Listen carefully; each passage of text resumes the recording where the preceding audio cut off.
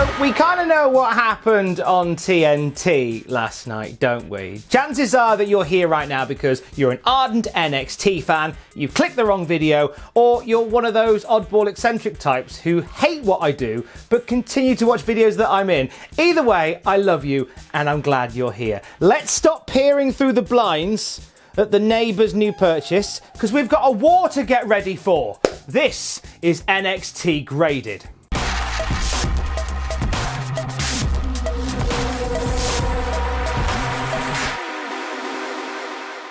We start with Damian Priest and Leon Ruff. They're taking on Santos, Escobar and Raul Mendoza from Legado del Fantasma. Johnny Gargano is on commentary for this one as well. And Leon Ruff, adamant that he wants to start the match, gets beaten down pretty quickly. So Priest gets himself in there, sorts the business out. As he is fighting Mendoza outside the ring, his eye is drawn to Ghostface, who is behind the fence in the crowd. This distracts long enough for Escobar to hit a dive and take control. Damian Priest gets a shoeing until he manages to get a break and reluctantly lands a hot tag to Leon Ruff. Great flurry by Ruff and then by Priest, who comes back into the match. Priest goes for the reckoning, but Leon Ruff tags himself in. He says, "I've got this." So Priest lands the reckoning and then Leon Ruff hits a frog splash off the top for the 1, 2, 3. And they win, heading into that triple threat match they're both in at TakeOver WarGames. Gargano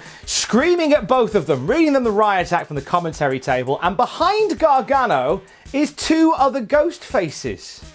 I have a feeling there'll be some of those Ghostface-based shenanigans come TakeOver WarGames. But the opening match is a B. Some good set pieces in here. Fun way to start the show. See you all on Sunday, lads. Shotzi Blackheart is in the shop working on the thing for WarGames. Ember Moon and Rhea Ripley bring her in a gift saying you cannot have a war machine without an engine.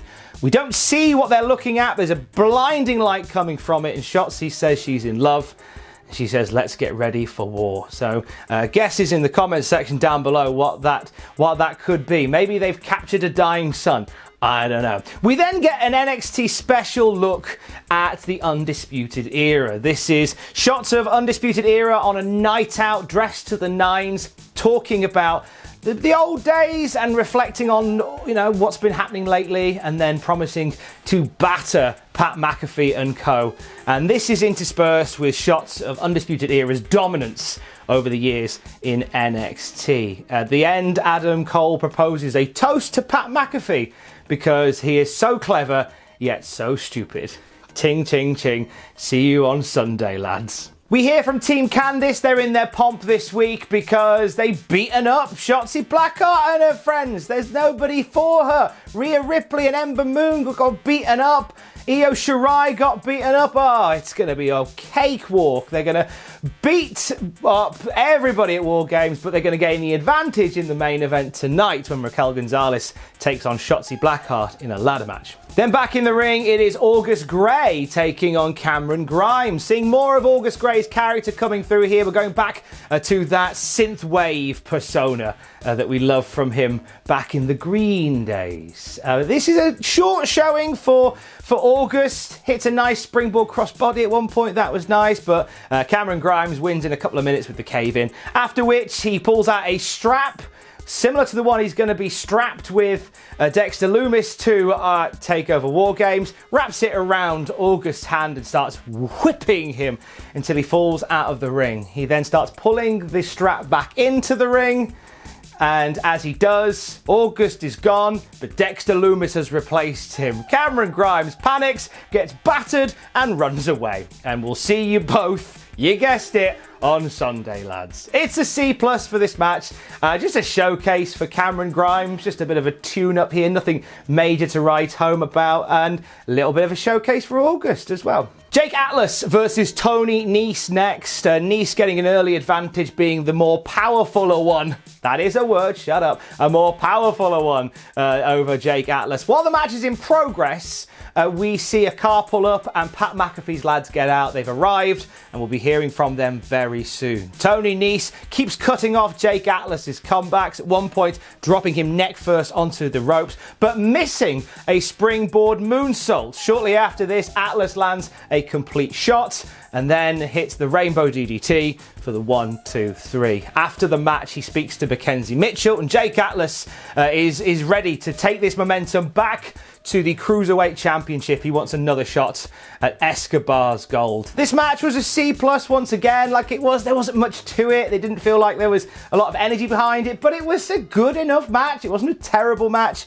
I guess we're going to see Jake Atlas build his way back up to a shot at the Cruiserweight Championship. So at least there's a little bit of momentum there for Jake. Outcome Team McAfee. Pat says a little something to pay respects to Pat Patterson before talking about people he has no respect for, which is the losers watching at home and the losers in the Capitol Wrestling Center. Hooray, we're rubbish! Pat bigs up his team, says he spent millions of dollars to bring this team together, and he asks everybody at home to envision themselves as part of the Undisputed Era on Sunday so they can feel the beating that they put on them. Pete Dunne gets the final word, saying on Sunday they will end the Undisputed Era.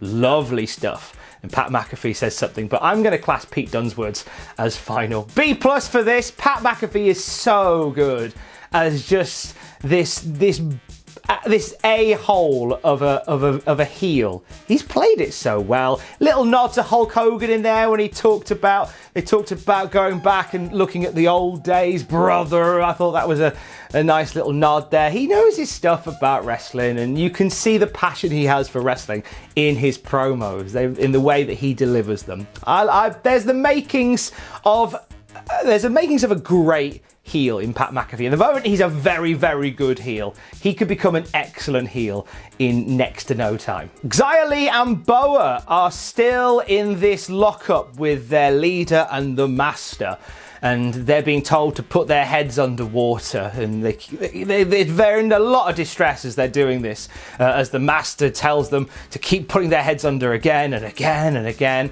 They bow towards the leader, the as yet unnamed, unseen leader, before they get hit in the back with kendo sticks, and then it fades away. I'm intrigued by this. I've been enjoying the build to this. We've mentioned this every week when this has been on. This is building to something very, very interesting. I like it. Grizzled Young Veterans making their in-ring return proper next. They beat up Everrise last week, so it's only right that Everrise gets the first shot at them. Oh wait, no they don't, because Imperium have turned up and they've attacked Everrise. They say they want to lead the tag, they want to get back in control of the tag team division, and they're going to start by beating up the Grizzled Young Veterans. So heel versus heel match to go on here, and very close called this one, like back and forth. They beat up Drake for a while, do Fabian Eichner and Marcel Barthel, but eventually hot tag to Gibson. Gibson starts to pull it back a little bit. They end up hip tossing each other over the top rope at one point. Very even Stevens as it goes to break. And despite the fact that it stays close quarters, the match doesn't really go anywhere. And then just as things start to get hotted up, Everrise turn up and they wipe out everybody. Then they leg it, jump in a waiting car, and say, "We're Everrise, baby," and drive away. And that's that. I'm giving this a C+ again. A lot of C+ this week. It was like the in-ring stuff was good. Like they're all capable wrestlers, but just felt a bit flat to me. Like as a comeback for the GYV and Imperium, it just felt a bit flat. And then the stuff with Everrise, I'm not sold on, to be honest. Like where's Drake Maverick and Killian Dane?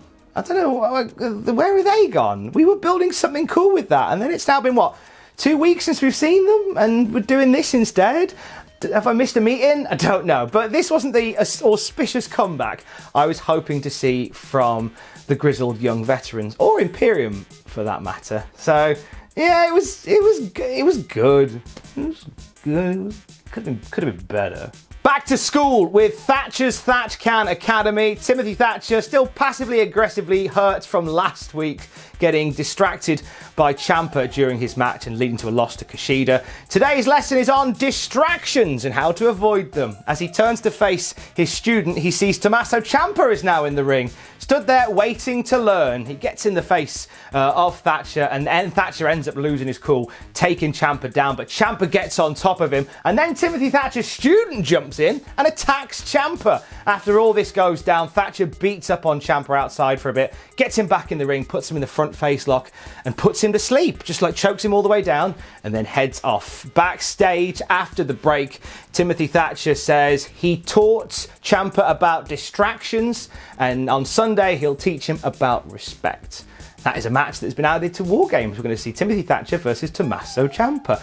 This bit I think was a B. Good segment. It was good.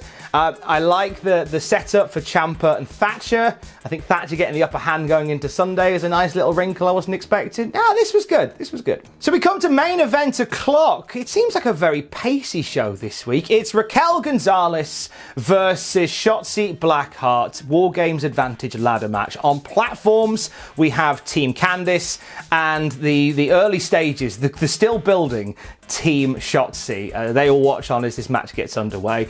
Shotzi tries to get into this early, but she seems to keep getting swatted away by Raquel González. At one point, she baseball slide drop kicks a ladder into the face of González, and González is able to shake that off and take over once again. At one point, Shotzi jumps onto Raquel's back as she's climbing up the ladder. And then she spends ages being ragdolled by Raquel González, being dragged hipping around the ring. Raquel outside the ring throws Shotzi into the fence around the barricade, but Shotzi grabs on, does a little coffin drop onto Raquel González before the break. So Shotzi's trying to push back into this match from here. Shotzi goes for a springboard DDT to the outside or onto the apron here. I don't know whether Shotzi jumps up too high or whether Raquel comes down too late. It kind of looks like Raquel counters it, but Raquel acts like she didn't. I think it went a bit Pete Tong, to be perfectly honest. González biffs Shotzi with the steel steps, goes up the ladder, but once again, Shotzi's able to get up there and bring her down in the nick of time. Shotzi rallies with a cannonball into the corner, Raquel clattering into a ladder in the corner at the same time, and then she hits a meteora to the outside of the ring. Looks nasty, like the way she lands, like referees sort of go all around these guys just to make sure everything was okay, because it looked like a bit of a rough landing. At this point, we look to the platforms where Indy Hartwell has turned up, still in the neck brace from taking the Eclipse. I think this might be the D'Lo Brown chest protector for Indy Hartwell. She turns up with a ladder, so she helps Team Candice get off the platform and rush down to ringside. Rhea Ripley and Ember Moon find their way to ringside as well, and it looks like it's all going to come to heads here as everybody is just amongst it. There's going to be a big wild brawl or something.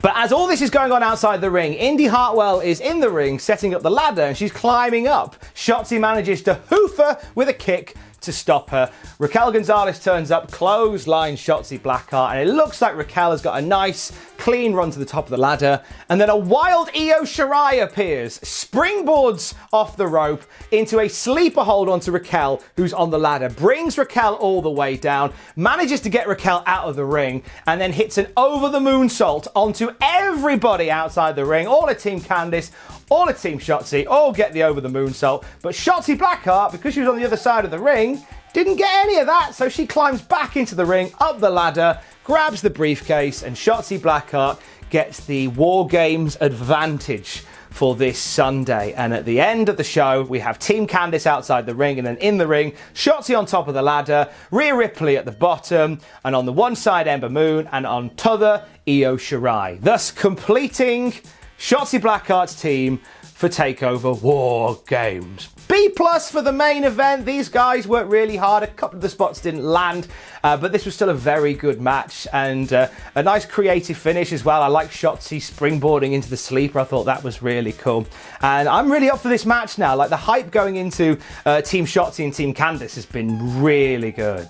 And I think that's the match I'm most excited about this weekend. Just a par behind Team McAfee in the Undisputed Era. This week's NXT is going to get a B- from me. The stuff that was good, the main event I thought was excellent. I thought that we had some good stuff with Pat McAfee and a good Thatch-Can Academy. But everything else was just sort of okay or there or a bit... It kind of feels like they coasted a little bit at points, because obviously there's a lot going on t'other channel, so it does sort of feel like they coasted a little bit, which is a bit of a shame, innit? Don't like them coasting. But hey, look, some of the stuff they did was great. It's all about this Sunday TakeOver WarGames. We will have predictions on the Cultaholic YouTube channel before we get to the weekend, and we'll have what happened at TakeOver WarGames. We will have WarGames graded, both on the Cultaholic YouTube channel on Monday. Stay safe. Love you, bye.